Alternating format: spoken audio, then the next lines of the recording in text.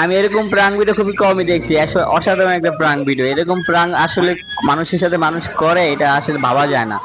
দেখুন এই লোকটির সাথে কিভাবে প্রাঙ্ক করা হয়। এই লোকটি মনে করবে এটা আসলে একটা হাঁস এবং হাঁসের বাচ্চা করে যাচ্ছে, কিন্তু সে তো জানে এইগুলো একটা কাগজের পোস্টারের মতন, এগুলো নকল হাঁস। এই যে বাইকালা নামছে, এখন সেও করতেছে, এবং তার বাইক নিয়ে চলে যেতেছে আরেকজন আইসা। দেখুন দেখুন, পিছন থেকে সে তার বাইক নিয়ে গেছে গা।